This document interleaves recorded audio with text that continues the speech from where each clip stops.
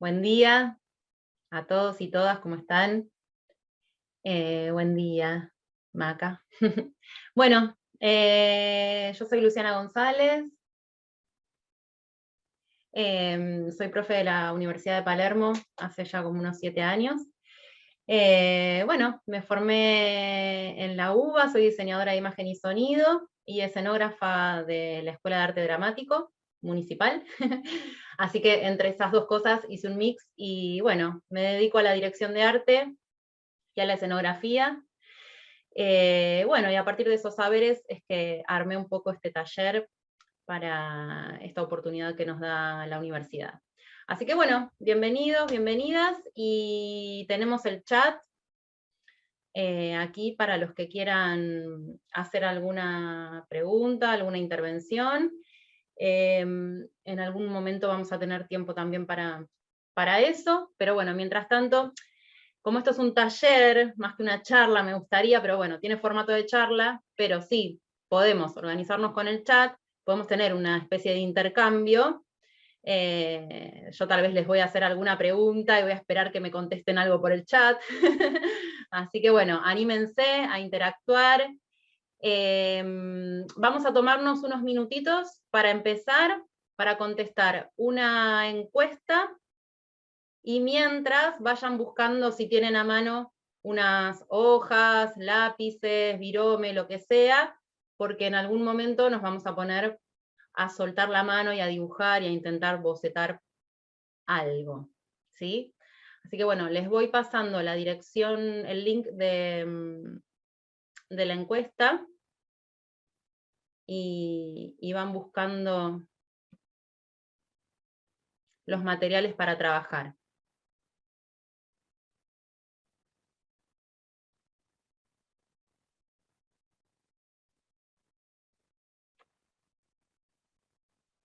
Bien. Ahí les puse en el chat el link para que contesten la encuesta, así por lo menos mínimamente en lo mínimo que podemos conocernos en este ratito a través de esta encuesta.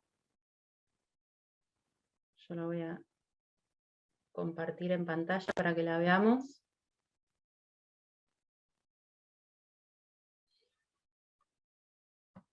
Y vamos a ir viendo los resultados. No sé cuántos participantes somos.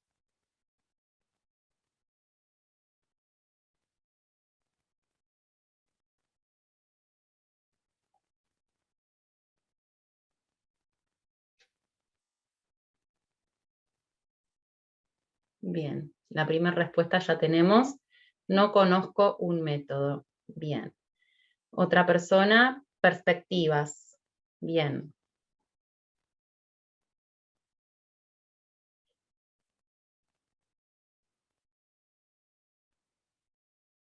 Perspectivas. Nunca dibujé con un método. Bien, eso es interesante. A veces intuitivamente dibujamos y estamos aplicando algunos métodos, ¿sí? Sin tal vez conocerlos, pero los estamos manejando de alguna manera. Bien. Bueno, ¿algún participante más queda? No sé cuántos somos.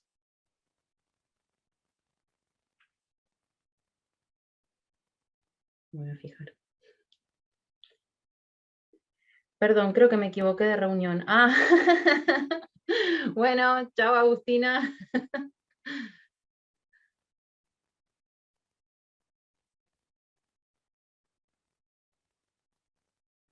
Bueno, entonces,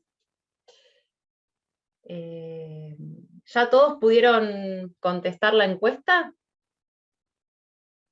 A ver.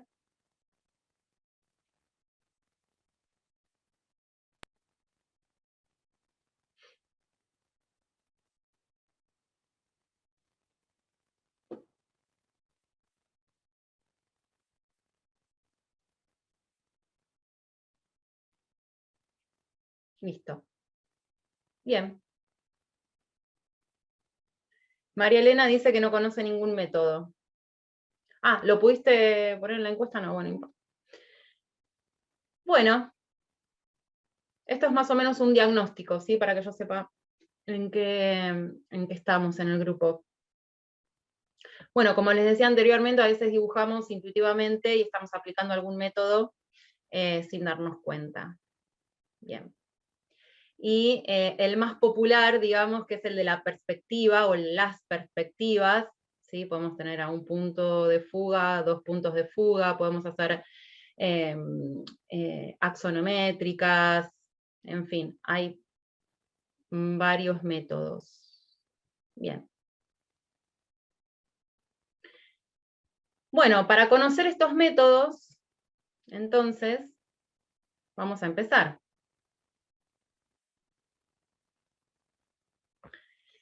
El título del taller es este, ¿no? Métodos de representación de la profundidad del espacio escénico. Y el dibujo a mano alzada porque es lo que vamos a hacer hoy. Entonces, por un lado, podemos pensar en el espacio de representación, en los espacios de ficción, ¿sí? En las estructuras ficcionales, ya sea cine, teatro, audiovisual. Podemos pensar también en la literatura, en la descripción de los espacios, ¿sí? Y por definición también podemos decir que el espacio escénico es ese, es el espacio que transitan nuestros personajes de ficción, ¿sí?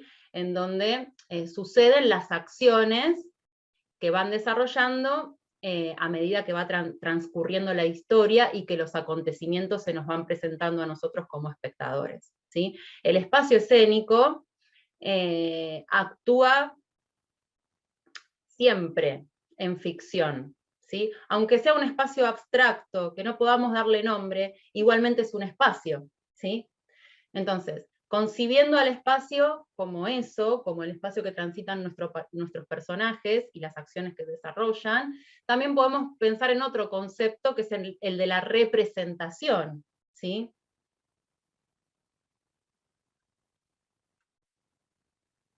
Un momento que acá se me trabó, ahí está. Bueno, el espacio de la representación sería ese espacio escénico, y que tiene su evolución histórica. Y esa evolución histórica está relacionada directamente con las artes teatrales, ¿sí? Y las pictóricas también, en su representación. Pero lo podemos concebir al espacio escénico desde la concepción del teatro.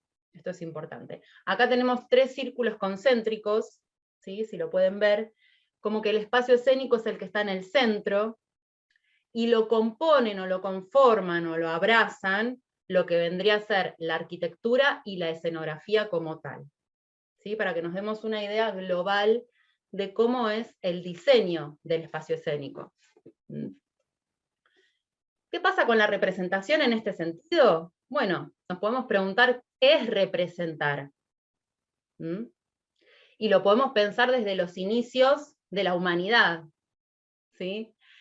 Lo podemos pensar también a partir del arte, como una búsqueda de respuestas a estas preguntas ontológicas que nos hacemos como seres humanos, ¿no? ¿De dónde venimos? ¿Quiénes somos? ¿Hacia dónde vamos? Siempre el ser humano estuvo buscando respuestas en relación a estas preguntas, y las encuentra, bueno, en la filosofía, en la ciencia y en el arte, ¿sí? El arte es esto, es un artificio, es algo que solo el ser humano hace, no lo hace ninguna otra especie en este planeta, lo hacemos nosotros. Y tiene que ver con poder plasmar estas imágenes que tenemos en nuestro cerebro, en nuestra cabeza, esas ideas, ¿sí? O la realidad que nos rodea también. Entonces, en ese sentido, la representación viene de la mano de imágenes, que podemos llamar materiales o inmateriales, ¿sí? Las inmateriales son las que están en nuestra cabeza, en un principio, y después las hacemos materiales. En esa bajada de la idea a lo concreto, a la imagen concreta, es que nosotros representamos esa realidad o eso que tenemos en nuestra imaginación, ¿sí? Por eso volvemos a presentar la realidad a través de nuestros ojos, ¿sí? En toda esa representación, que es subjetiva porque no es, nunca un ser humano va a ver de la misma manera que otro la realidad, ¿no? siempre hay un grado de subjetividad en esta representación, a veces más, a veces menos. Si salimos de ficción y vamos a lo documental, bueno, puede haber más o menos grado de subjetividad, ¿sí? Pero siempre hay un grado de subjetividad. En esta acción, ¿sí? En esta operación, el espacio es irrenunciable. Y desde ahí nos vamos a parar para desarrollar todo este concepto que tiene que ver con la representación del espacio escénico, ¿sí? Un poco justificando el porqué de este taller, más que nada. Así que bueno, los invito entonces un poco a pensar en esta actividad humana, ¿sí? Que hacemos los artistas, los diseñadores, los que necesitamos diseñar espacios escénicos, ¿sí? Que es diferente a lo arquitectónico. Nosotros tenemos, justamente, nuestra base es la representación y es el artificio, ¿sí? Por eso trabajamos con el arte, porque el arte lo que necesita es trabajar con estos signos, ¿no? Por ejemplo, si en mi realidad me rodea, supongamos, ¿qué podemos ver acá? Esto es muy abstracto, ¿sí? Pero es la representación de cierta realidad. Entonces, yo puedo imaginar que aquí en este cuadro hay una persona tocando una guitarra, representada en cierto estilo, ¿sí? Entonces, esa persona o esa guitarra que están ahí representados, van a tener un significado diferente al original. ¿Por qué? Porque los atravesé por mí, los estoy representando yo soy el artista que representa eso. Bueno, yo no, acá en este caso Picasso, yo no. Pero bueno, ¿se entiende esta diferencia? En la realidad, ese objeto significa algo o tiene una función determinada. Pero cuando lo represento en una obra artística, ya sea pictórica, teatral, literaria, ¿por qué no?, cinematográfica, audiovisual, ese objeto va a tener una función diferente, va a ser parte de un engranaje que va a estar funcionando en relación a un significado, ¿sí? Va a ser parte de un sistema, ¿está? Entonces, según cómo nosotros organicemos el espacio con los diferentes, con sus diferentes aspectos, ¿sí? Aspectos que lo conforman, bueno, según cómo los organicemos, vamos a generar espacios con diferentes atmósferas, con diferentes significados. Vamos de a poquito, ¿sí? ¿Alguna duda hasta acá? Algo así como muy... Bueno, vamos a retomar un poquito lo que es el origen entonces del espacio escénico, ¿sí? Desde los inicios, como dijimos en un primer momento, desde el origen, ya el ser humano en la prehistoria tenía esta necesidad de transmitir lo que de alguna manera sentía, por ejemplo, en esos momentos en la casa, esa debilidad que él sentía, se sentía más pequeño frente a ese animal, ¿sí? O necesitaba desarrollar objetos que no eran utilitarios nada más, sino que venían a representar el interior, lo que sentía, o cómo él o ella se veían, ¿sí? En estas estatuitas o en objetos más escultóricos, ¿sí?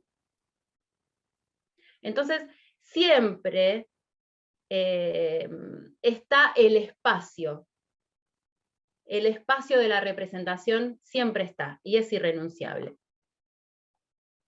Lo mismo pasa en civilizaciones antiguas también, cuando esta necesidad de adjudicar a un ser superior las riquezas de la tierra, la lluvia, bueno, todo lo que hacía que el ser humano se sienta en armonía con la naturaleza. Cuando eso sucedía, tenían esa necesidad de agradecer a esa superioridad, ¿no? Que, bueno, podemos llamarla Dios, dioses, universo, no sé. También lo hacían en formas de ritos o ceremonias en determinados espacios, en un primer momento alrededor de las viviendas, ¿sí? Las viviendas se organizaban circularmente, y ya después, fuera de los templos, ya después las civilizaciones más avanzadas en la arquitectura ya armaban templos para esos dioses. Entonces, bueno, ya se iban como institucionalizando esas ceremonias. Pasa, bueno, en todo el mundo, ¿no? De alguna manera. Nosotros tenemos la historia de la cultura occidental, ¿sí? Pero bueno, es lo que nos llega acá. Después hay para seguir como investigando en otras culturas, ¿no? Como otros ejes. Pero básicamente es esto. En India, en Egipto, en China. Bueno, esto es una representación de un momento determinado en una cultura determinada, ¿sí? Puede ser en India, donde empiezan a aparecer ciertos parámetros de representación de la profundidad, ¿sí? Cuando hablamos de representar el espacio escénico, de alguna manera hay una intención de generar esa tercera dimensión que en un plano no la podemos plasmar. Entonces, ¿cómo lo hacemos? Bueno, a partir de ciertos métodos, ¿sí?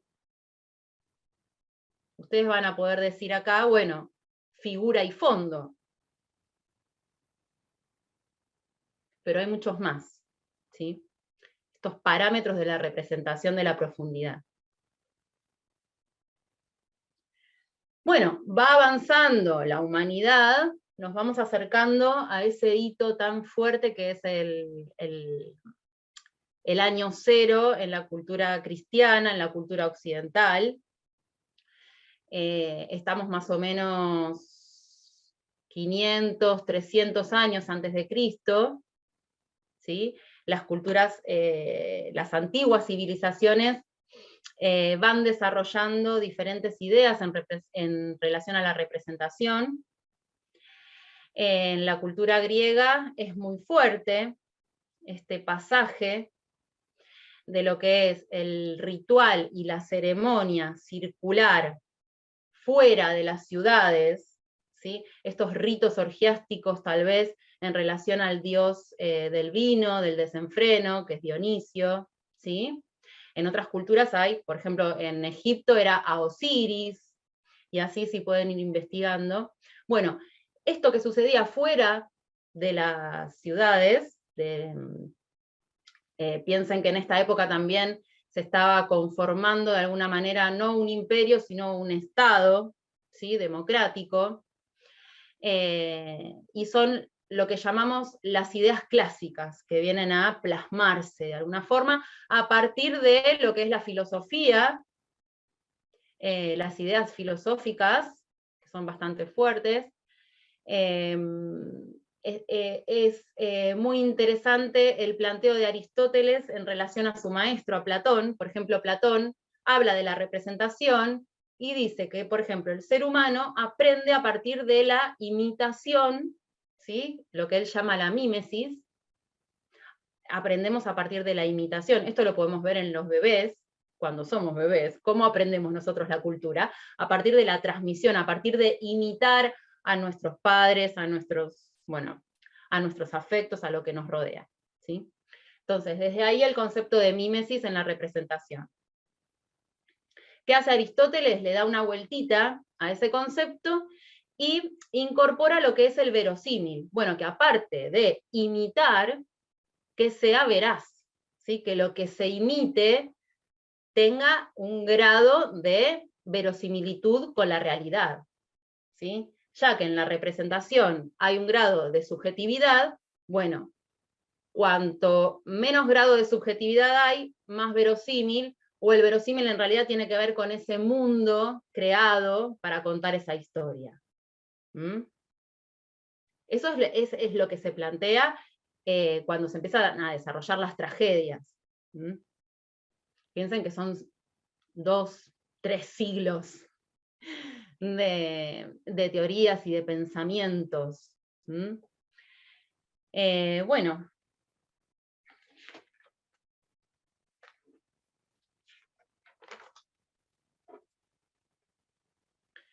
Lo interesante acá es que esos rituales que se hacían fuera de las ciudades llegan para institucionalizarse de alguna manera, para regularse de alguna manera, ¿sí? Como una especie de dispositivo de poder, ¿por qué no? Donde se empiezan a controlar estos rituales y van tomando carácter más fuerte de representación. ¿Sí? Se van incorporando personajes, se va incorporando los textos literarios para representar, donde aparece el coro fuerte como significando al pueblo, ¿sí? Aparece un espacio para la escena, y alguna estructura por detrás para esconder o que se oculten los actores que no estaban en escena. Eran todos hombres, se ponían máscaras, por eso esta idea de personaje, porque persona es máscara, ¿sí? Entonces esta idea del personaje, bueno, y ya más avanzado después con Esquilo, por ejemplo,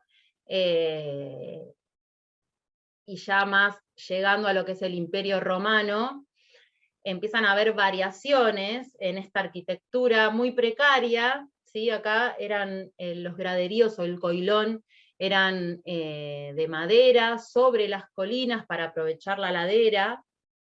Ya después en Roma se institucionaliza como un espacio más arquitectónico, ¿sí?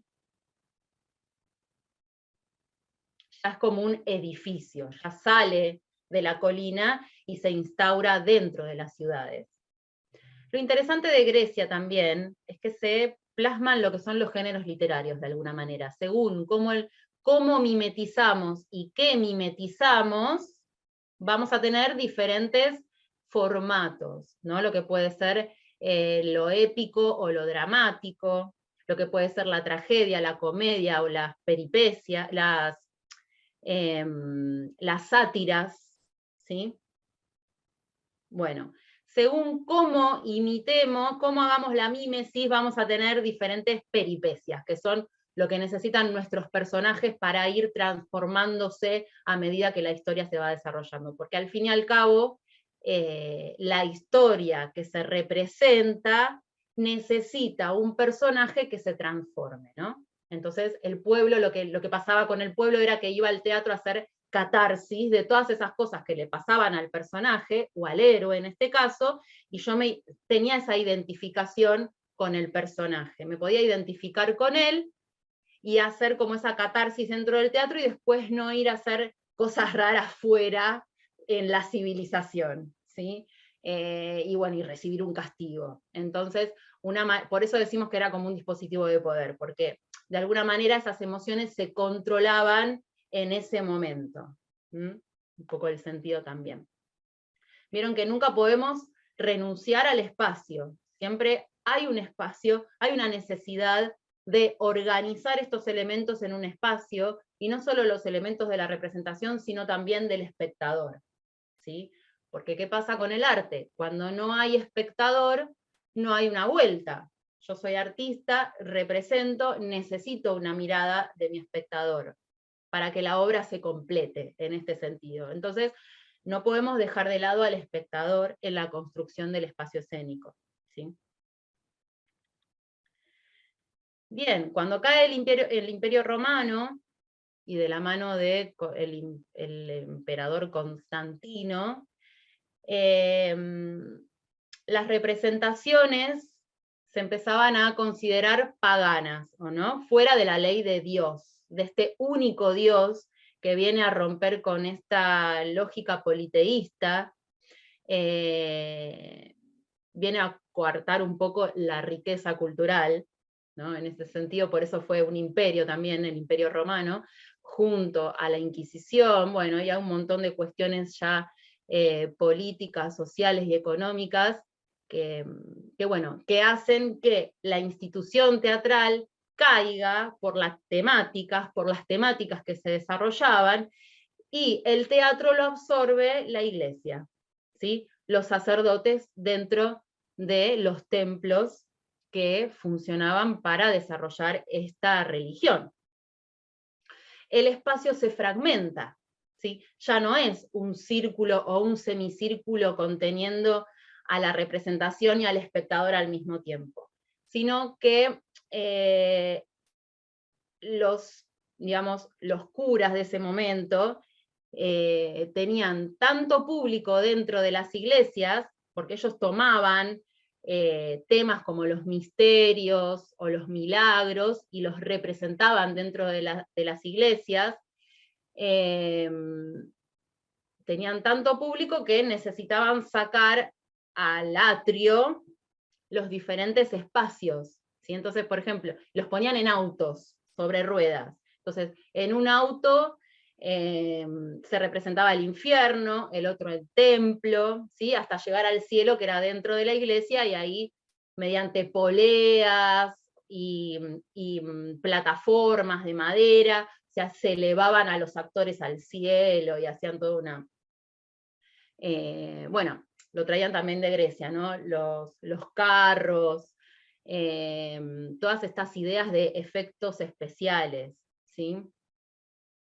Bueno, por eso también se le llamaba mansión a veces a estos autos que salían de la plaza y tal vez iban a otras ciudades, iban representando estas liturgias en diferentes plazas, y es ahí también donde surge el teatro ambulante, ¿no?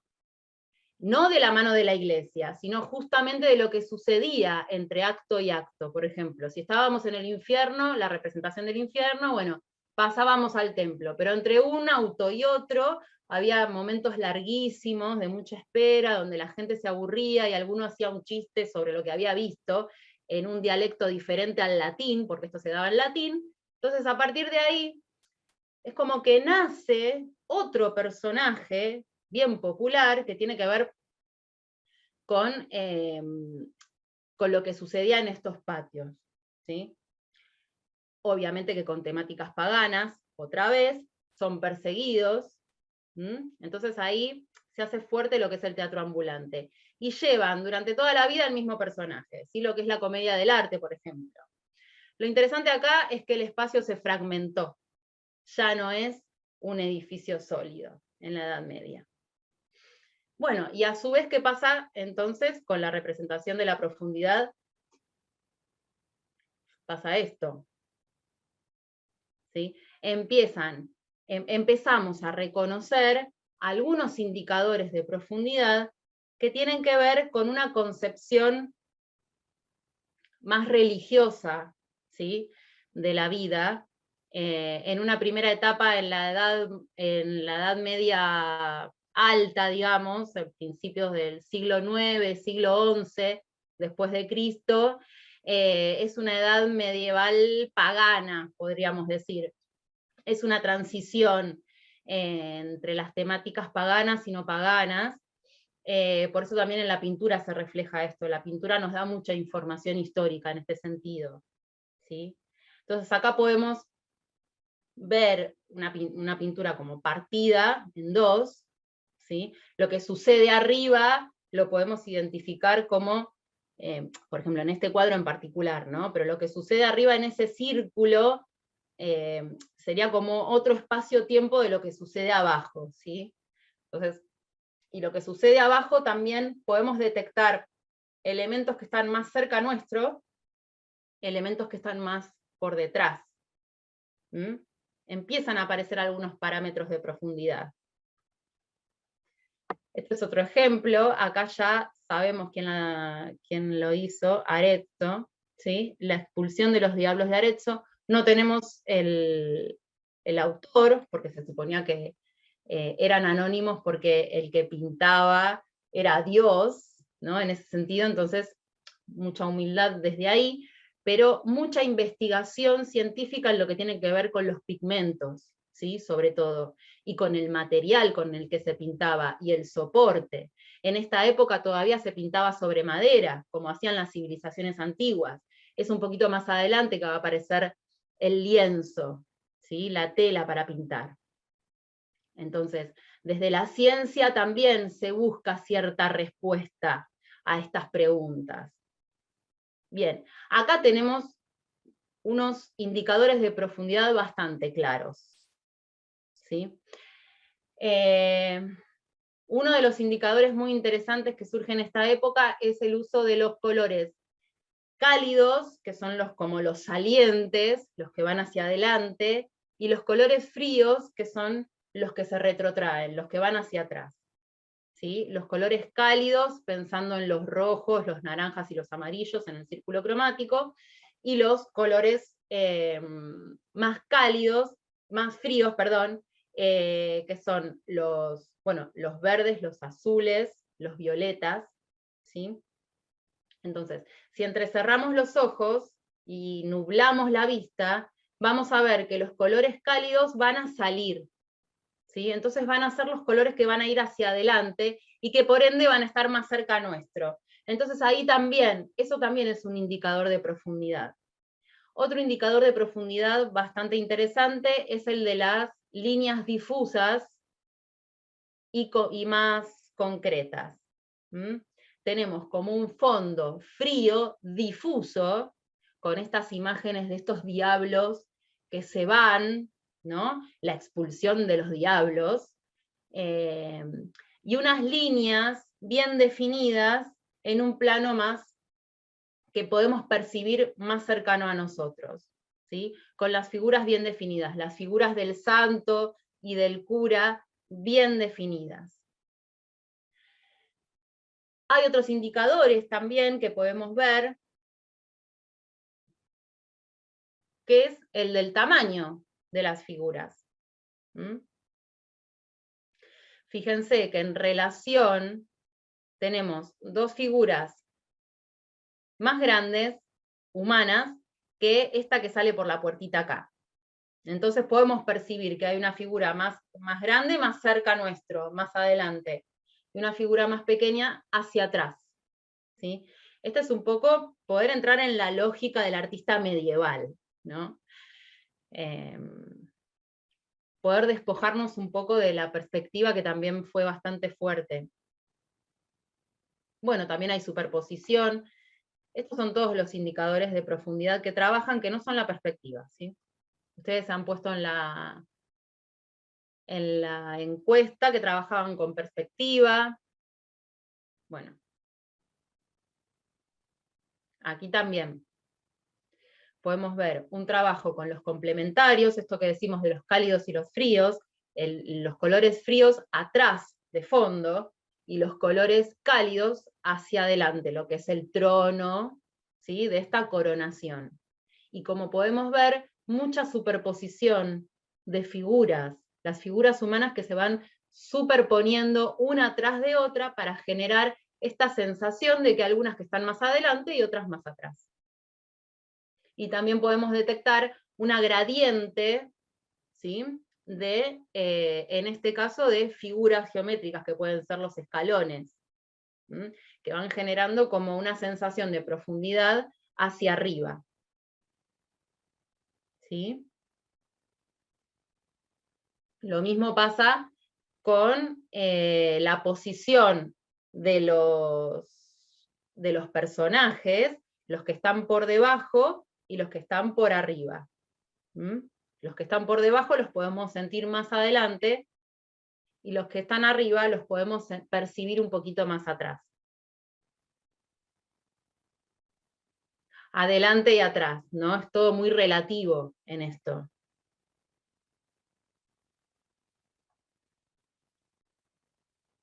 Bueno, está después en la Edad Media Baja, donde ya empieza a haber un cambio paradigmático en la percepción de la vida directamente, ¿no? con la llegada del Renacimiento hay un fuerte auge en las artes pictóricas, en los mecenazgos, en los descubrimientos científicos, en las investigaciones, como que las ideas humanas, la humanidad, digamos, las ideas más que tienen que ver con las humanidades son más fuertes y son prioritarias, ¿no? Antes que lo que pasaba en la Edad Media en relación a Dios. Como que esas ideas de Dios se empiezan a dejar un poco de lado y empieza a ser fuerte la relación del hombre con el capital, por ejemplo, ¿sí? Con las grandes navegaciones, los grandes descubrimientos de otros continentes, siempre en relación a Europa estamos hablando, ¿sí? Bien. ¿Qué pasa ya al final de la Edad Media, cuando empiezan a surgir estas nuevas ideas? Bueno, aparece un personaje muy particular, que es Leonardo da Vinci, en este sentido, y él hace un planteo en donde el punto de vista es el del hombre, ¿sí? No vamos a hablar de la mujer porque en esta época parece que la mujer no existía, pero bueno, es el del ser humano, ¿sí? En esta representación de un pasaje bíblico, que es la Última Cena, él pone el punto de vista, representa nuestro ojo del espectador en el centro del cuadro. Y a partir de ahí es que organiza los demás elementos. Y es como el nacimiento del punto de fuga y la línea de horizonte, ¿sí? Que es la perspectiva que más conocemos o más nos llega a nosotros en nuestra cultura occidental. Y tiene tanta fuerza que después tal vez no nos damos cuenta que podemos organizar el espacio con otros parámetros, que no son necesariamente el de la perspectiva, ¿sí? ¿Qué pasa, ¿qué pasa con el espacio escénico a partir de ahí? Bueno, tratamos de hacer esta bajada teórica que viene de la pintura y de la ciencia al teatro. ¿Mm? Es como que el teatro vuelve a instalarse dentro del edificio de los mecenas que vivían en palacios y están interesados en el desarrollo de las artes.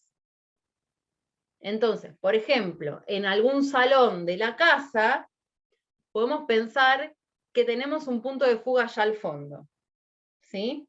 Y vamos armando la sensación de la perspectiva fugada hacia atrás mediante la unión de estas columnas, que después vamos a llamar patas y rompimientos, ¿sí?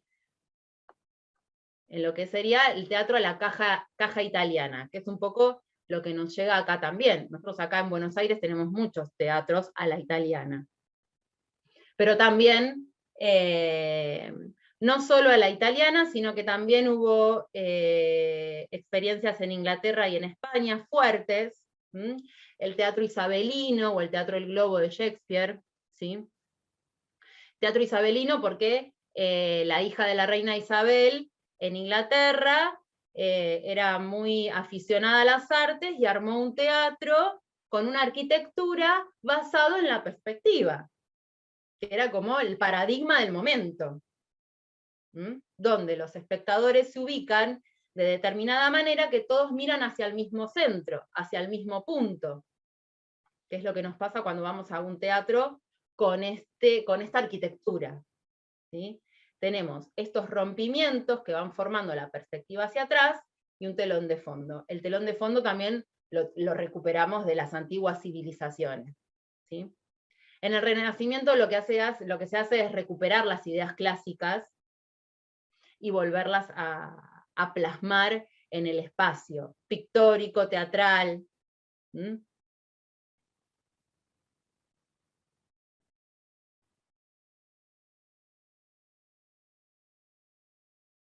Bueno, acá es un poco la representación del punto de fuga y los objetos fugados a ese punto.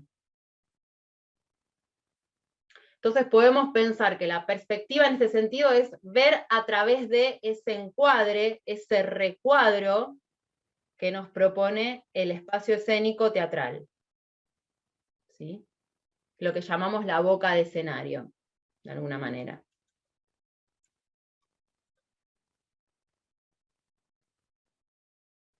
Y bueno, sí, son reglas que están destinadas a representar la tercera dimensión en un plano. Pero no es solamente la perspectiva. La perspectiva se complementa con los otros indicadores de profundidad que vimos anteriormente, que son varios más, ¿sí? Ahora los vamos a ver bien.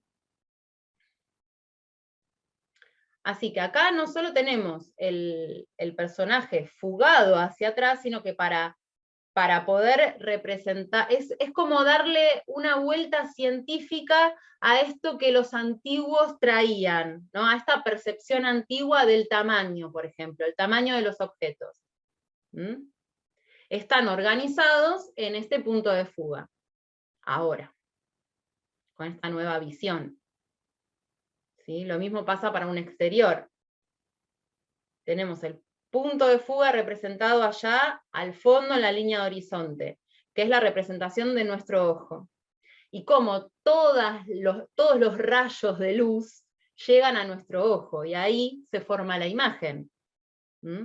Es como pensar, este objeto existe antes que yo lo vea, el color de ese objeto existe antes que yo lo vea, ¿es a priori? ¿O el color se forma en el ojo? ¿Mm? Entonces, es un poco la representación a esa pregunta. Acá tenemos un cuerpo humano fugado, pero también tenemos otros parámetros de representación de profundidad. Por ejemplo, el brazo por delante del torso, o las líneas más difusas en la cabeza y más fuertes y más definidas en lo que es la mano. Entonces podemos percibir que la cabeza está un poquito más atrás que el brazo. Podemos tener esta sensación de profundidad en el mismo cuerpo. En un paisaje, ¿qué pasa con este paisaje? Tenemos las líneas difusas sobre la línea de horizonte, y a medida que el dibujo avanza, tenemos las líneas más definidas. Entonces nosotros podemos sentir que tenemos un plano definido por delante, más cerca, y uno indefinido allá atrás en la línea de horizonte. Otro indicador también es la sombra. Si yo tengo, como en este ejemplo, la sombra nos está indicando que hay una superficie por detrás de este objeto. Nos está dando la sensación de volumen.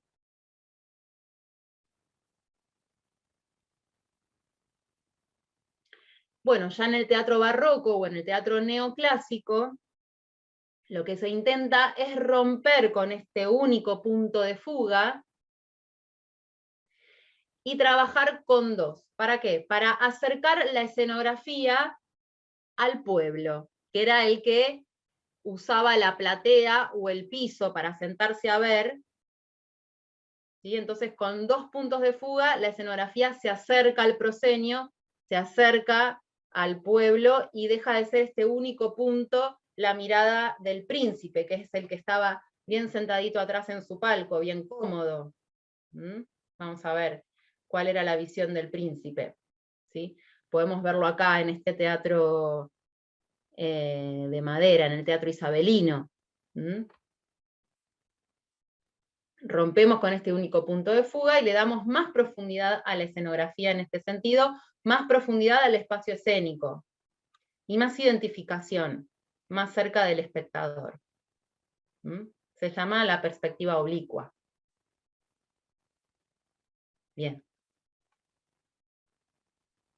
Este sería un poco la visión del príncipe, ¿no? Como la mejor visión de todas. Y acá tenemos ya la pintura moderna, que rescata un poco los parámetros antes mencionados en las culturas antiguas. ¿Sí? Este es un joule solar. Podemos ver los parámetros de representación que tienen que ver con la superposición de objetos, con la gradiente, con la elevación de la línea de horizonte.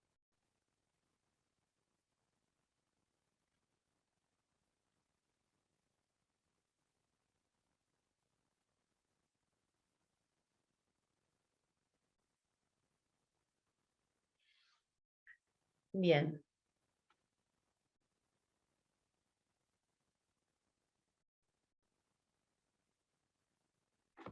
Bueno. Vamos a trabajar un poquito ahora nosotros, ¿sí? Ah, bueno, Macarena, gracias.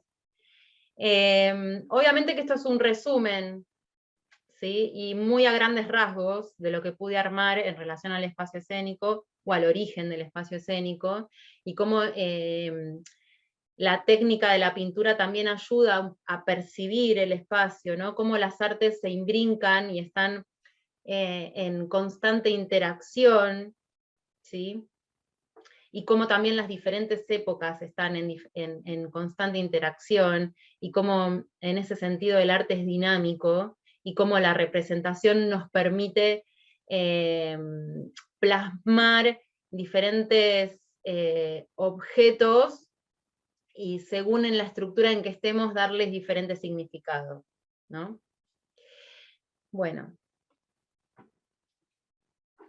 Vamos a partir de la concepción de los parámetros de profundidad y la perspectiva, vamos a tratar de construir un espacio exterior o interior, lo que les salga. Yo les voy a dar algunas pautas de construcción, ¿sí? Antes que esto, les voy a compartir un pedacito de una película, ¿sí? No sé si vieron La ciencia del sueño, de Michel Gondry. Vamos a ver, este pedacito dura un minuto y medio, 2, chiquito, pero me gustaría que ustedes puedan anotar todos los espacios que ustedes detectan que transitan los personajes, ¿sí? Ponerle un título al espacio, llamarlo de una manera, nombrar ese espacio de representación, ese espacio escénico. Es un ejercicio que les propongo. Entonces, visualizamos este pedacito de película y tratamos de nombrar los espacios que vamos viendo, ¿sí? Después los podemos poner en el chat. ¿Se animan? Para después vamos a... La peli se llama La ciencia del sueño. Sí.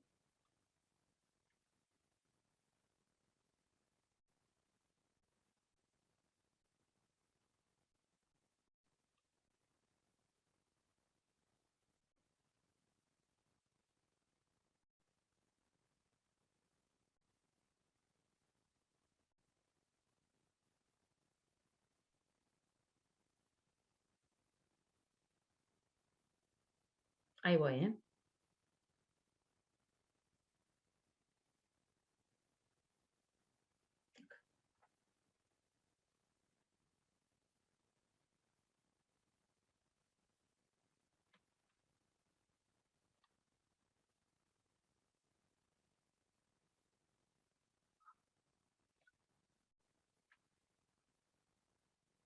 Bueno, a partir de este pedacito también, vamos a poder detectar cuáles son los personajes y más o menos qué hacen, ¿sí?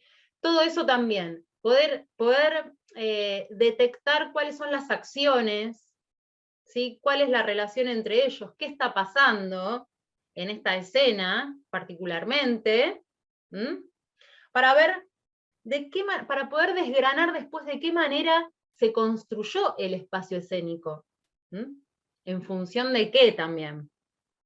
Bueno, ahí va, se los comparto.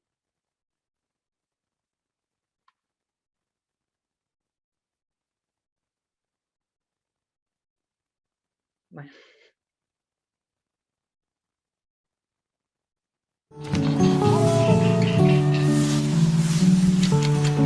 Oh, regarde! Quoi? Des skieurs! Ah, Oh, regarde! Hé, un lac en pente! un lac en quoi? Un lac en pente! Lac en pente? Bizarre, très bizarre. Parle-lui avec ton cœur! Oui, et puis sois tendre! Baise-la! Chut! Non, non, y a pas le feu! La chèvre au bord du gouffre! Tu te rappelles? Quoi? Hein? C'est quoi la chèvre au bord du gouffre? C'est une histoire pour les enfants. C'est idiot. N'écoute pas. Ne les écoute pas. Tu la prends en levrette au bord du lit, et c'est ça la chèvre au bord du gouffre. Ah, je vais essayer ça. La chèvre! Où ça? Au bord du gouffre. La chèvre au bord du gouffre! Vas-y! La chèvre au bord du Chèvre. gouffre, Stéphane!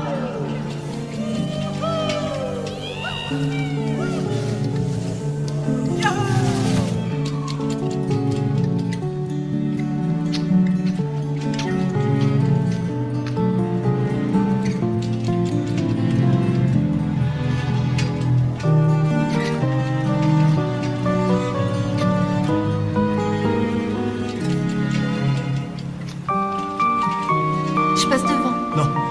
Non, non, je sais pas ce qui est. C'est parti. Non, je veux pas y aller. Stéphanie! Courage, Playboy.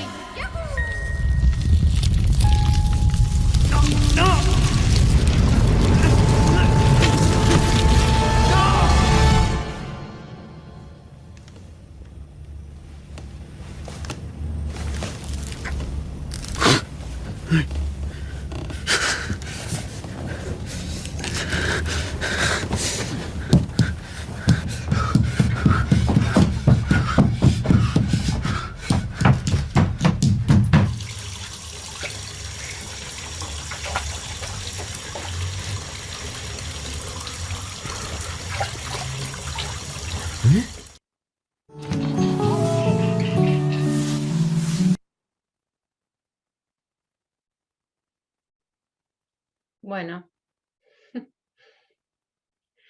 Lo vamos a ver de vuelta una vez más, ¿sí? Para que puedan detectar cuáles son los espacios por los que transitan nuestros personajes y qué se está contando acá, ¿sí? ¿Qué estamos contando en esta escena, o en esta secuencia en realidad? Podemos pensarlo como dos escenas.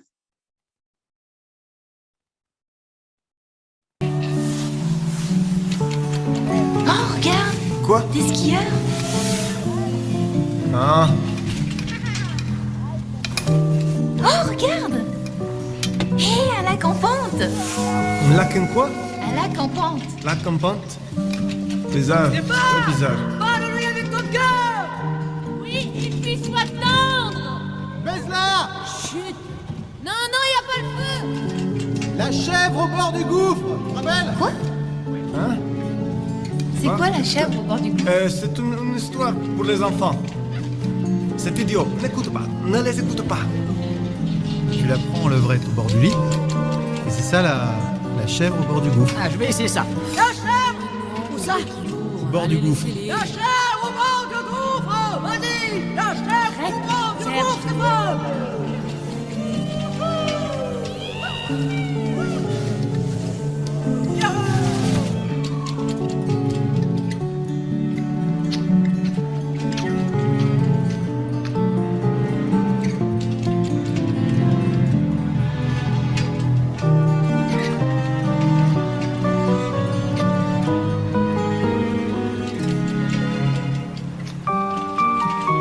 Je passe devant. Non. Non, non, je sais pas ce qui est. C'est parti. Non, je veux pas y aller. Stéphanie! Courage, Playboy.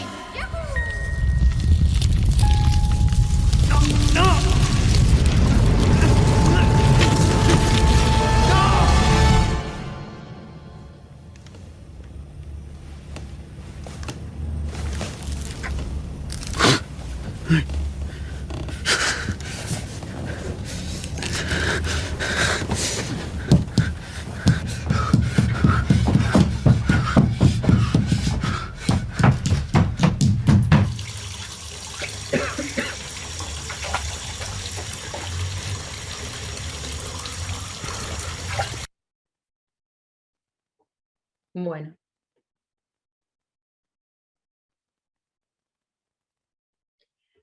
Voy a dejar de compartir, así puedo leer los chats si quieren interactuar un ratito. Bien. ¿Pudieron nombrar los espacios? ¿Cuántos espacios de representación o espacios? En realidad el espacio escénico es todo uno, ¿sí? Acá lo tenemos dividido como en 3 escenas. ¿Mm? Un primer momento, tenemos la escena en la que van en esta silla para esquiar. Otro momento es el de él en la cama y otro de él, el protagonista, en el baño. ¿Tá? ¿Cómo nombramos estos espacios? ¿Pudieron ponerle nombre?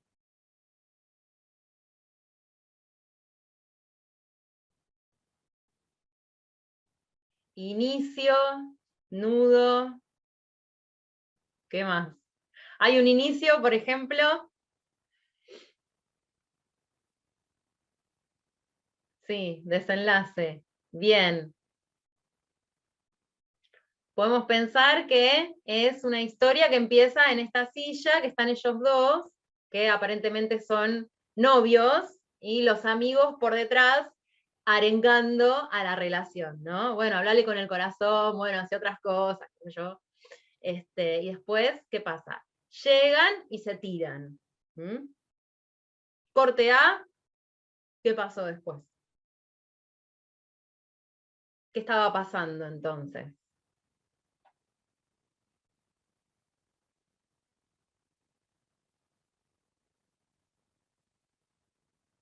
Bien, te llega a un sentimiento con el audio, ¿no? Con el diálogo. Bueno, y el sonido que es muy sugestivo. ¿Mm? Bueno, luego de este momento de nieve y de acción emocional, ¿qué pasa? ¿A dónde vamos? Estamos en esta montaña llena de nieve, podemos nombrar este primer espacio, ¿no? Nieve, podemos nombrarlo así. ¿Qué pasa después?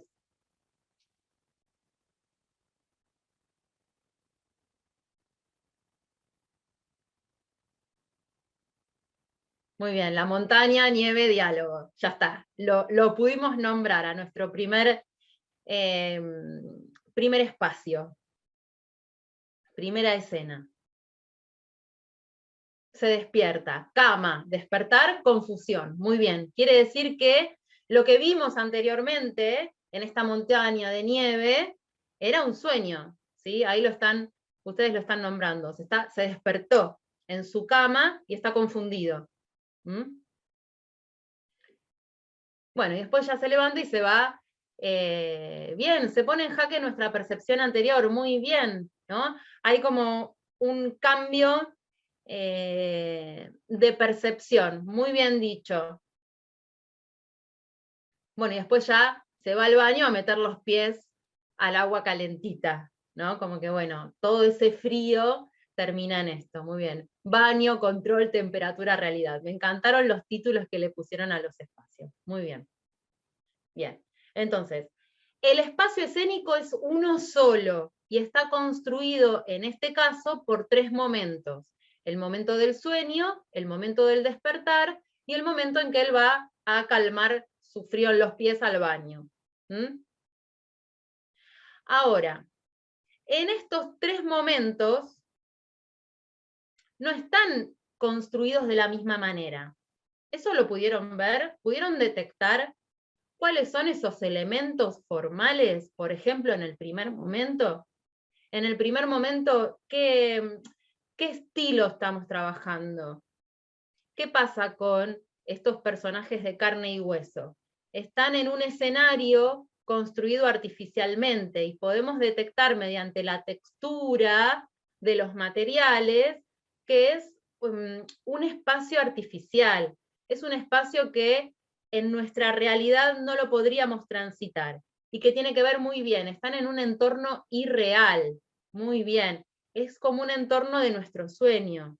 Por eso está justificado esta manera de contar el sueño, ¿sí? Porque en nuestra cabeza todo puede pasar, en nuestro inconsciente. Claro. Después comprendemos que es un sueño. ¿Por qué? Porque cortamos a un lugar que nosotros podemos reconocer como real, ¿sí? Donde esos elementos trabajan de alguna manera bajo el género o el estilo realista, ¿sí? El estilo realista, que es diferente a lo que podemos sentir anteriormente en el sueño. Entonces, voy a intentar como plasmar de alguna manera estas dos ideas, ¿sí? Entonces, como que por un lado, a ver, espero que ahí se vea bien.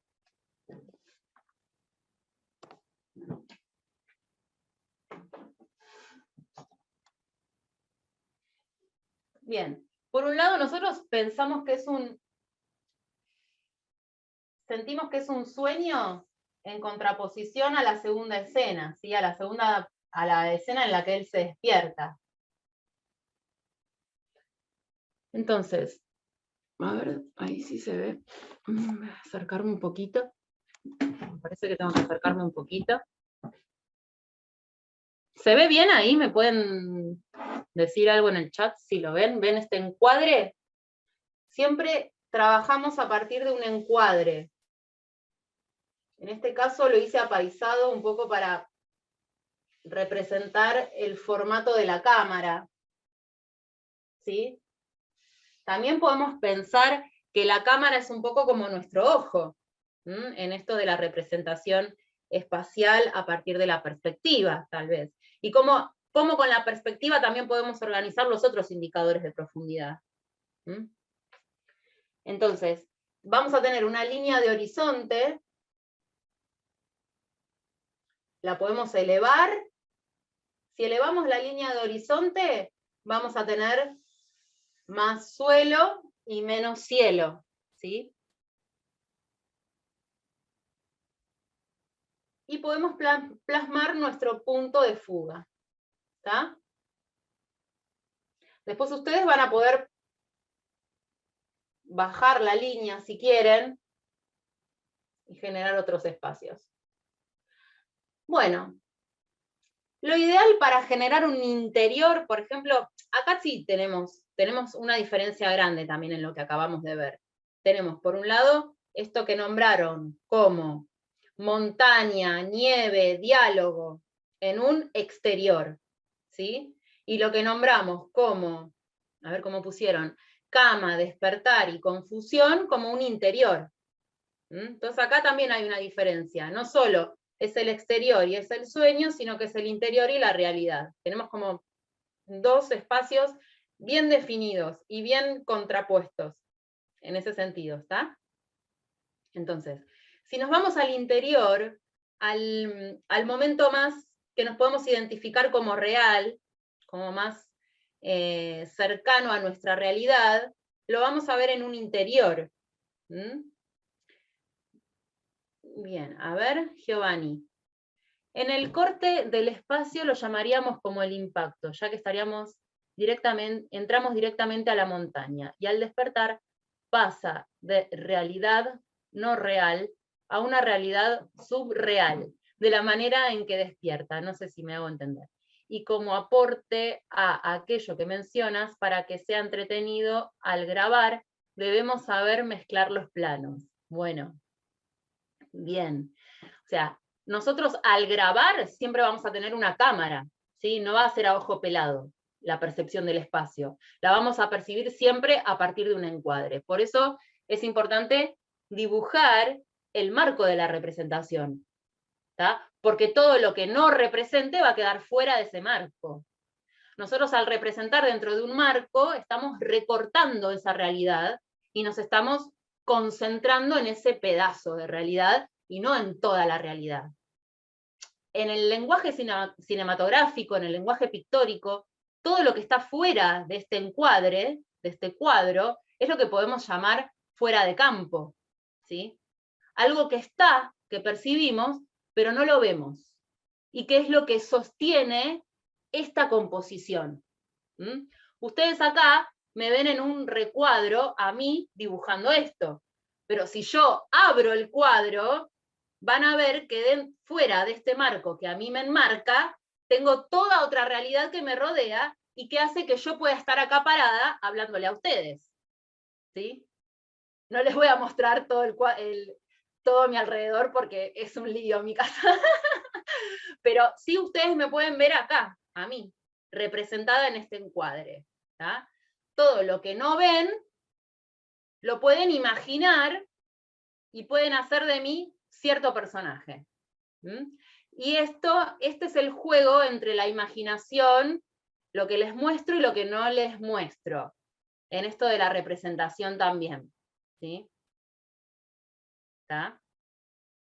Eso es importante también para que lo piensen. Lo que muestro y lo que no quiero mostrar, o lo que no me permito mostrar para que lo que represento se active y sea más rico en significados, ¿sí? Entonces, en este juego de mostrar y no mostrar, es ahí donde se construye el sentido de todo lo que representamos. Bien, por eso es importante el fuera de campo. Bien. Entonces, marco mi punto de fuga para representar un interior. Lo interesante es poder llevar del punto de fuga a las aristas de mi encuadre. ¿Sí? ¿Se ve bien? ¿Para qué? Para poder determinar, por ejemplo, un espacio interior.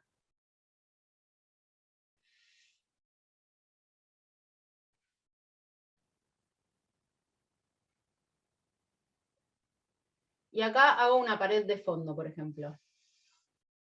¿Mm?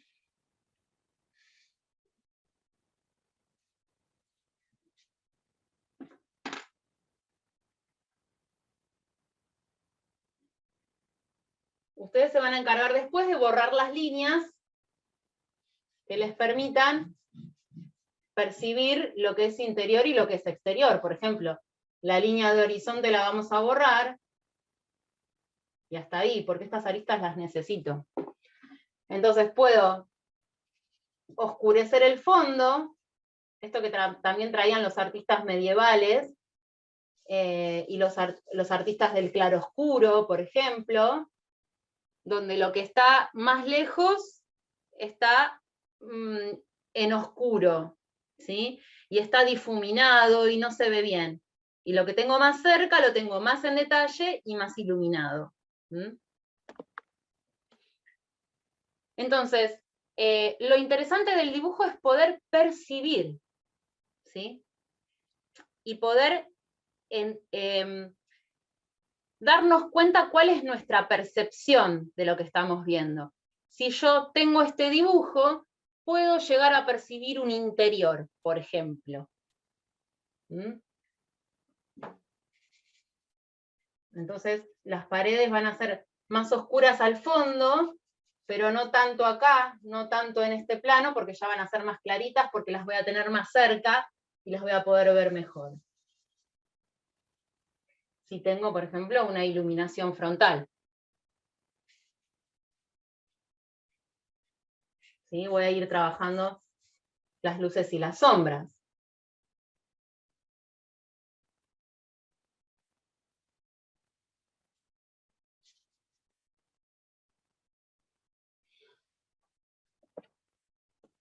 Bien, ¿qué pasa con un exterior, por ejemplo? En un exterior ya podemos trabajar con dos puntos de fuga, porque necesitamos generar más profundidad. En un exterior tenemos muchos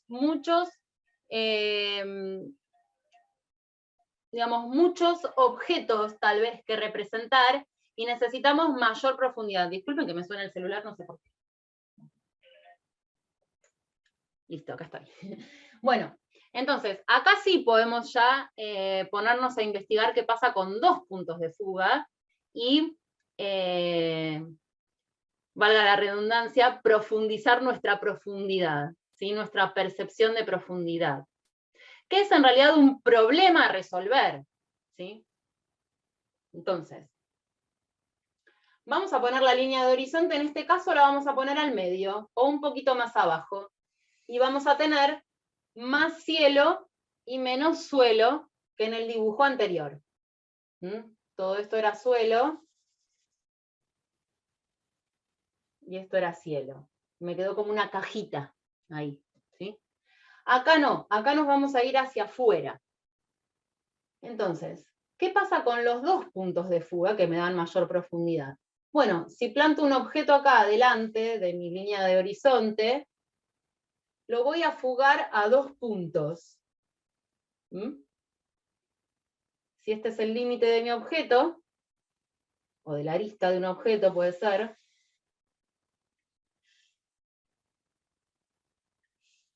lo voy a fugar acá.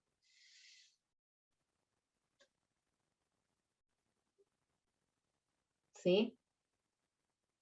Después puedo cortar donde quiera.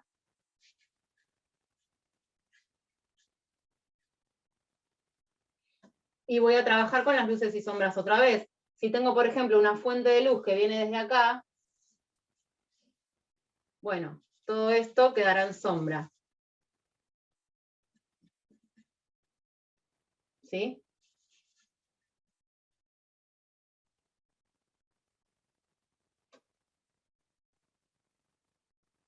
Vamos a un tercer caso.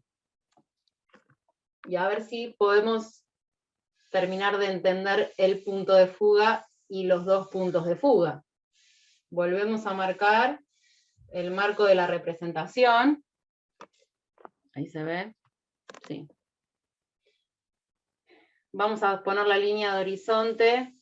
Trabajamos con los tercios, ¿sí? Los tercios que también vienen del paradigma clásico en esta búsqueda de la belleza que tenemos en las ideas clásicas de Grecia, pero también en el retome de esas ideas en el Renacimiento. La búsqueda de la belleza y de la perfección que tenían que ver con las proporciones. Entonces, se trabajaba mucho en los tercios áureos, en la proporción áurea, que era una cuenta matemática que nos acercaba a la belleza y a la perfección. ¿Sí? Como podemos pensar en el encuadre fotográfico, ¿sí? Trabajamos con los tercios.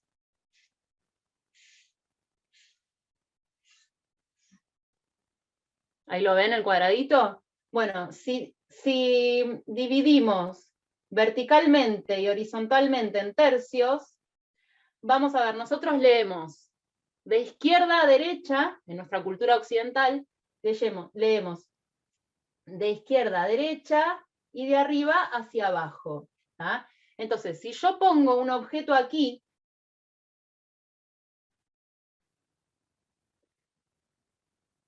bueno, acá me ven al revés, ese es el problema de la cámara. Si yo pongo un objeto aquí, tengo que hacer todo este recorrido para llegar a él. ¿Sí?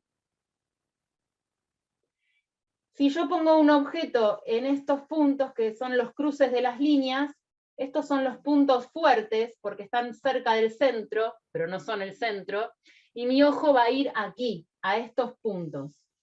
Entonces, si quiero un objeto que pese mucho en el espacio, lo voy a tener que colocar cerca de estos puntos. ¿Sí? Si yo quiero recorrer todo el cuadro antes de llegar al objeto de interés, lo voy a tener que poner al final del recorrido. ¿Sí? Si yo quiero que mi espectador vaya directamente al objeto sin recorrer tanto el cuadro, lo ubicaré en otros sectores, donde el espectador llegue más cerca. Pero también el espectador se va a identificar mucho con la figura humana, más que cualquier otro objeto. Como también el espectador va a reconocer primero el color rojo, o los cálidos, antes que los demás, ¿sí? Porque es el color que tiene mayor vibración. Esto también tiene que ver con la teoría de los colores, o sea que no solo es la posición del encuadre, del objeto, no solo es el método de la representación, sino que también juegan otros factores que tienen que ver con el color, con las texturas, ¿sí? con nuestra fisiología, con nuestra biología, digo, con la manera de ver que tenemos, cómo funciona nuestro cerebro en relación a los ojos, y un montón de cuestiones que todos estos artistas del medioevo y del Renacimiento empezaron a detectar. Miren cuántos años, y todavía estas ideas nos siguen dando vuelta, y seguimos componiendo en relación a esa visión, o sea, es muy fuerte. Bien, entonces, si pongo mi línea de horizonte, por ejemplo, sobre esta línea del último tercio, es una composición armónica, más cercana a la perfección clásica, digamos. Todo esto después, obviamente, que se rompe, se revoluciona, y son paradigmas que caen, aparecen las vanguardias, el arte moderno, ¿sí? Lo moderno justamente viene a tirar abajo todo lo clásico, por eso se llama moderno. Bien. Entonces ponemos nuestra línea de horizonte un poquito más abajo de la mitad, para que sea una organización armónica, ¿sí? Si yo dibujo un cuadrado y quiero representar su profundidad, acá voy a hacer lo mismo. Represento un cuadrado y quiero su profundidad. Si yo lo hago a un punto de fuga acá, voy a fugar esta línea, este punto, obviamente que voy a fugar este punto también acá, pero esas líneas no las voy a ver, ¿sí? Porque las voy a tener tapadas. Voy a ver esta línea, esta cara de mi cuadrado, y lo voy a transformar en un cubo fugado acá. ¿Sí? Entonces ya representé la profundidad de este objeto. ¿Está? Ahora, si yo lo fugo a 2 puntos, y acá espero que se vea así. Si yo lo fugo a 2 puntos, lo voy a tener acá, acá, esta punta para acá, y esta arista para acá. Voy a cortar ahí, y voy a cortar ahí. Entonces, ¿qué pasó acá? ¿Cuál es la diferencia entre estos dos?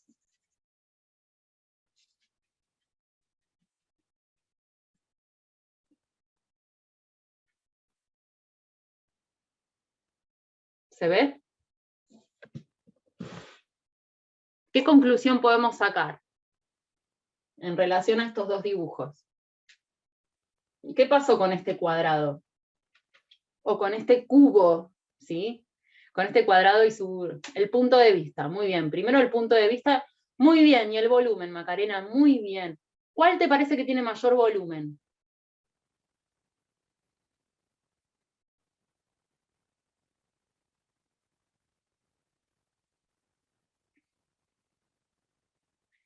Sí, también hay un juego con la luz, exactamente.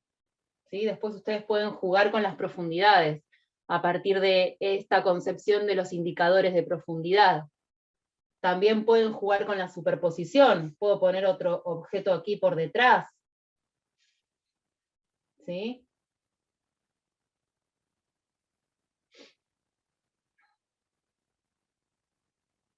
Y también lo puedo fugar.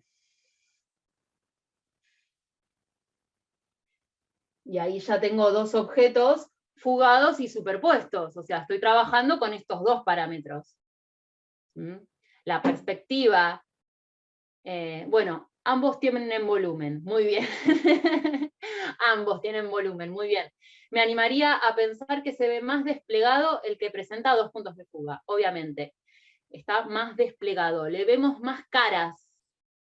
Podemos pensar que ver más cantidad de objeto es verlo en mayor profundidad. Podemos llegar a relacionarlo así, es relativo. Dependerá también de qué se quiere comunicar. Perfecto. Ese es el punto, el por qué. ¿Por qué elijo 2 puntos o un punto de fuga? ¿Por qué elijo cierto parámetro de profundidad y no otro?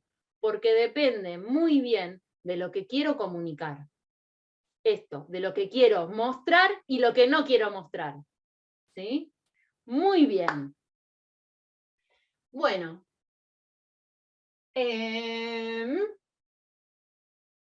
¿Qué otra cosa podemos hacer a partir de la organización espacial? Tenemos el interior, que intentamos representar aquí en esta cajita. Tenemos los exteriores.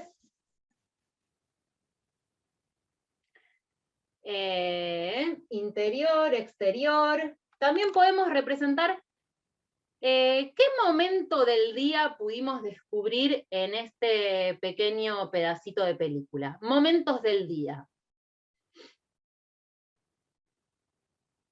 Tiene que ver con la temporalidad de la historia, ¿sí? Acá estamos en la espacialidad.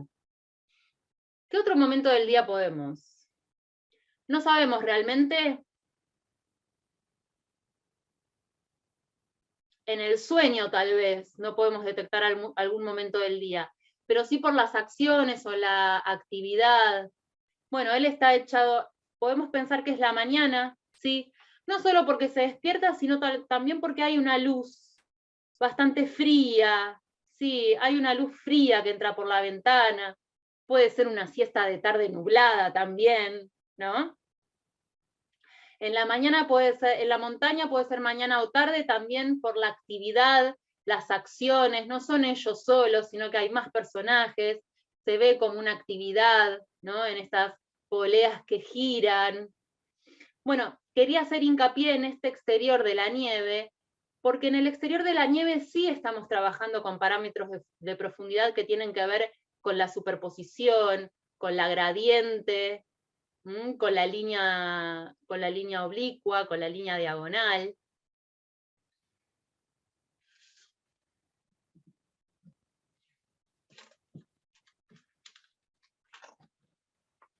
A ver si puedo.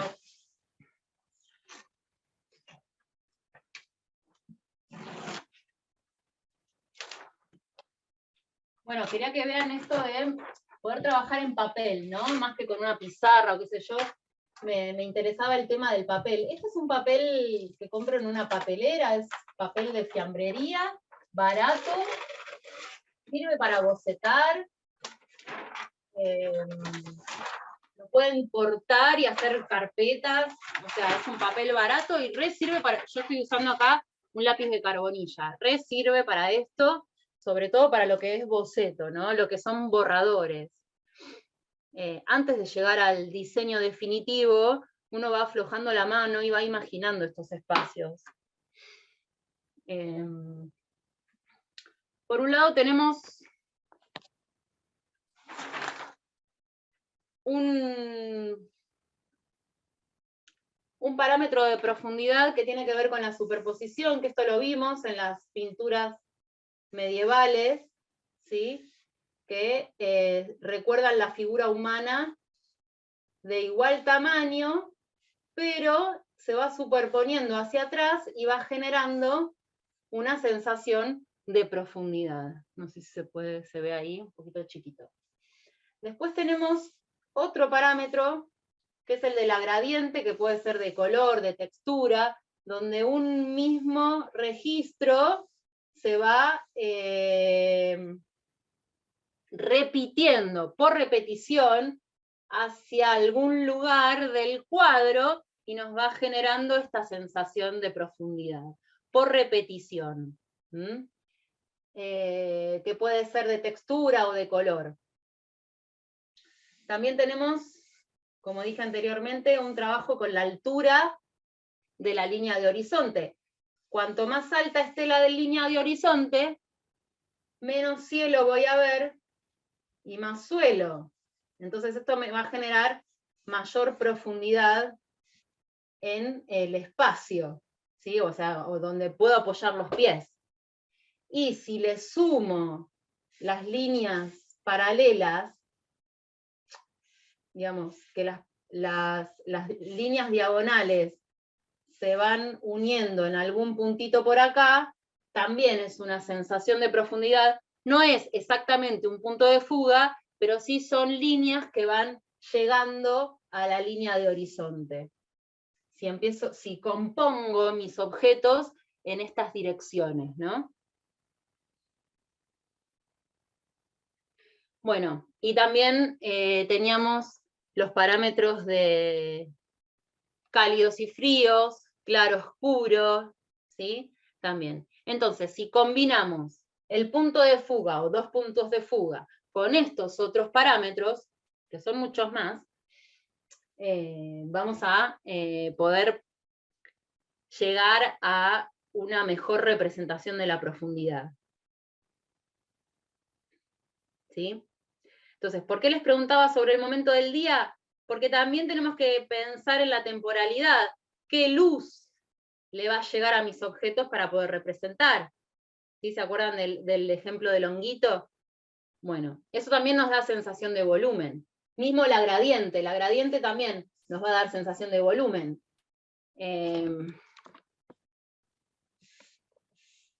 Si yo puedo hacer, por ejemplo, una gradiente vertical, tal vez se ve más. Pero si yo tengo un cilindro, y le quiero darle volumen, voy a aplicar la gradiente, en este caso, puedo aplicar luz y sombra, pero también puedo aplicar la gradiente que tiene que ver con repetir las líneas de cierta manera que me den la sensación de volumen, ¿sí? Entonces, donde la repetición es con menor espacialidad, o sea, con más ritmo, se va a generar como un espacio más oscuro. Y donde el ritmo sea más largo,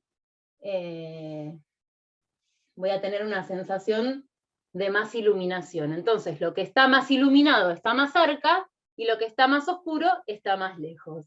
En esta sensación, en esta lógica para representar la profundidad en un plano. ¿Sí? Bueno, esta es un poco la propuesta. Les voy a dar otro video, ¿sí? Como para... es un desafío también este video, que es un video de Björk, que también trabaja con el mismo director que esta película, con Michel Gondry. Se los recomiendo para que lo busquen, lo investiguen. Gondry, así es el apellido, ¿sí? Vamos a ver un videoclip de Björk, y ahora sí, otra vez, tratar de detectar los espacios por los que transita el personaje, y detectar también cuáles pueden ser, o cuáles podrían ser, los parámetros de representación espacial, ¿sí? Los parámetros de representación de la profundidad en el espacio. A ver si después de esta teoría o esta mini práctica que hicimos con el dibujo, podemos detectar los espacios y el método de representación de estos espacios. ¿Se animan? Como último ejercicio, ¿sí? Antes de irnos.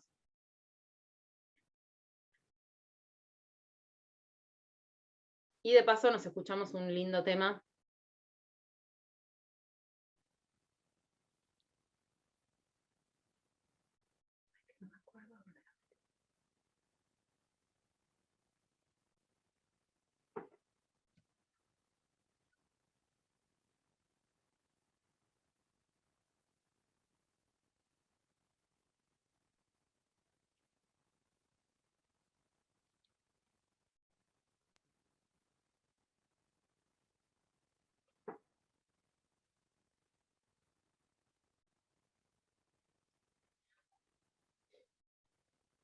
Denme un segundito, que acá tengo muchas ventanas abiertas y necesito hacer algo antes. Ahí está, ahora sí. Bien.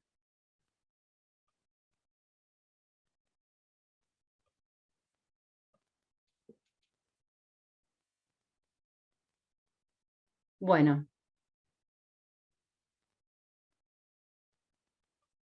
Tal vez conocen la canción, tal vez no.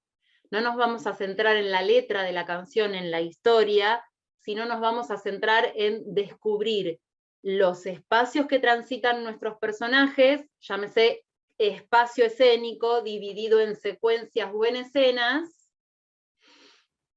y los parámetros de representación de la profundidad que podemos detectar, ¿sí? Los que se les ocurra. ¿Tá? Y los vamos a ir anotando en el chat, como una lista. ¿Tá? Bueno.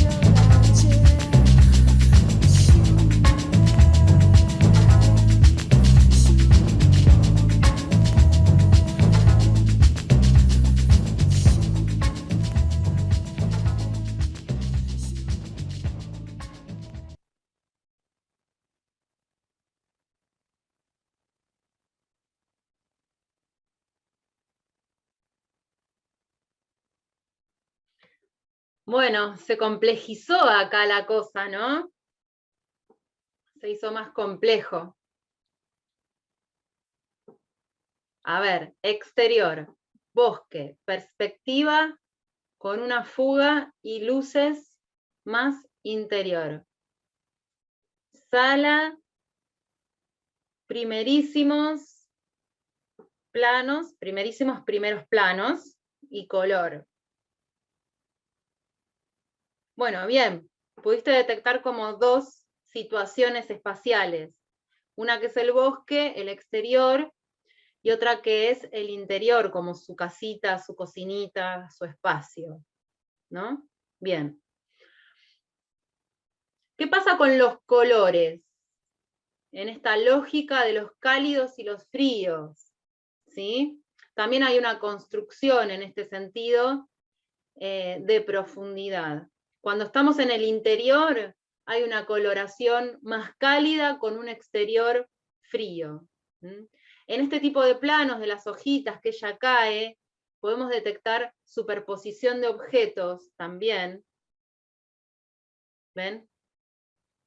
Esto es más perspectiva en un punto, como dice la compañera, pero después hay un trabajo de superposición, más que nada, de objetos, ahí, aquí, más que nada, se ve claramente. No hay una perspectiva determinada, sino que hay superposición y una iluminación con cierta lógica. ¿Sí? ¿Se ve eso? Hay tamaños de objetos que no son realistas, no son reales. ¿Mm? ¿Qué es lo que no comprendiste? La superposición. Bueno.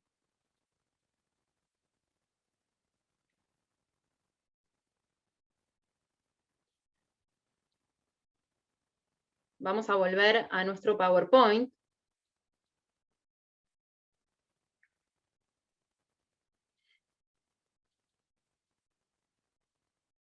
No, está bien.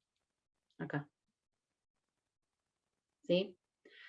Acá ven a Jules Solar. No lo compartí. A ver. No, no lo compartí. Ahora les comparto otra vez. Compartir acá.